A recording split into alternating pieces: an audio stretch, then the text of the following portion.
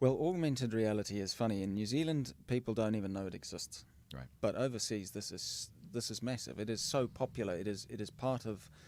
In America, 70% of consumers expect augmented reality when they go to a retail store. So the next time you're back home, go past the Overland store. There's a big screen in the window, and as you walk past the window, it dresses you in different attire that's in there, and you just swipe your hand, and it'll change and it projects new clothes on top of you. So, like, I'm just thinking, as an investor, if you show up as who you are, all your stats, all your numbers, your assets, your liabilities, income, expenses, imagine being overlaid with an investment portfolio designed just for you based on what that sees from you. Is that kind of where we could be going? Jeez, dude, when I was talking 2016, you're talking 2030 here. This is cool. 10%. You're opening my eyes here. That's all I want, Daniel, just 10%. Absolutely. Look, there's what's really interesting is when you get into this three-dimensional world and this augmented world, you start to see it, and every new image you see of this, it starts to just create new and new use cases for it. Because it's not just a quantitative piece, it's a qualitative piece that's being overlaid, whereas we're probably used to just seeing data.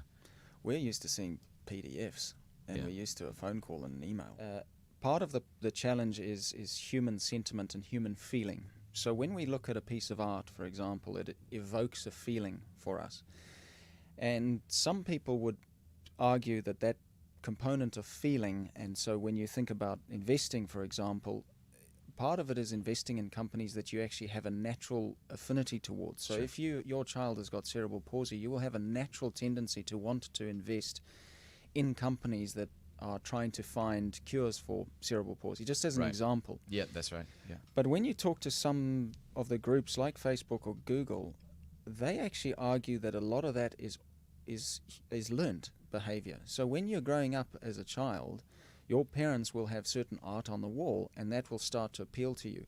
You will see a video, a movie, and you will see a dog dying on that movie, and that will evoke this as a sad moment. And so they actually believe that you can evoke feeling, and it is machine learnt, and therefore you can absolutely do what you're saying. It could get to a very exciting, strange world, but we've got to take it off piece by piece. Otherwise, if you jump into it, it's scary stuff. Boy. Yeah, it's such a huge elephant to eat, right? Yeah, just one teeny weeny little bite at a time.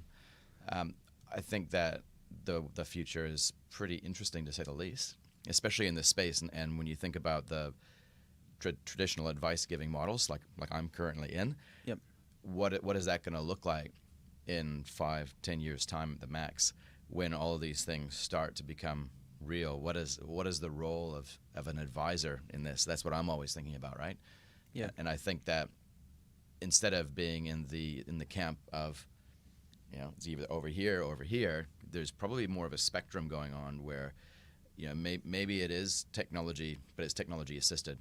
Yep. Or there's some sort of spectrum where there's some guidance, there's some architecture, and there's some design going on, but there's way more efficient tools for us to use to implement. You did right. The technology just speeds up what you do, but as a wealth advisor, at the end of the day, you still have to prepare the meal. That's right. Yeah. Right, you can have a machine chopping the tomatoes, chopping the onions, putting it in the broth. And the ingredients will be what the ingredients will be, but can you make something good with Correct. what you've got? I think that's the art of it, right? Yeah. And that'll start to separate people into different types of models. So you would probably find less generic advice, and you would start to see some really interesting people creating interesting models and interesting advisory models and elements.